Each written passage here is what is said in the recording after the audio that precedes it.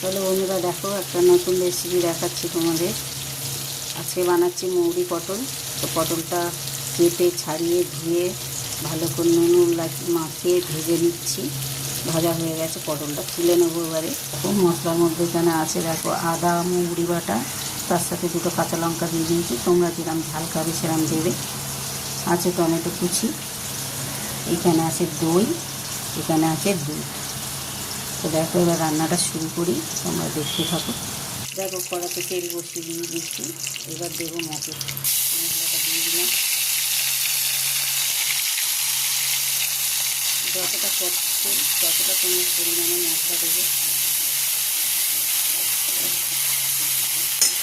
এবার দিয়ে দেবো টমেটো কুচিটা।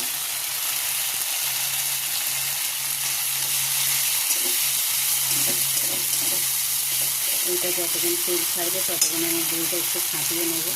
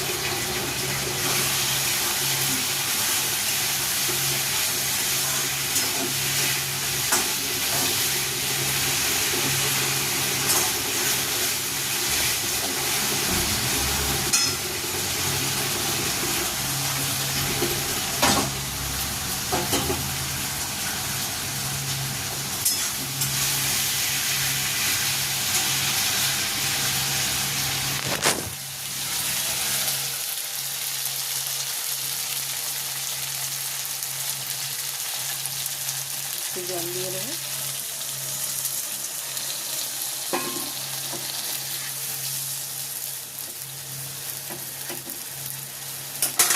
জলটা দিয়ে একটু চাপা দিয়ে দেবো, পটলটা সিদ্ধ হবে অবধি।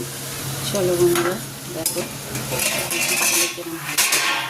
দেখো পটলটা একদম সিদ্ধ হয়ে গেছে, কালারটা কত সুন্দর হচ্ছে। এবার এতে দিয়ে দেবো দুধ। এটা একদম রেডি হয়ে গেছে।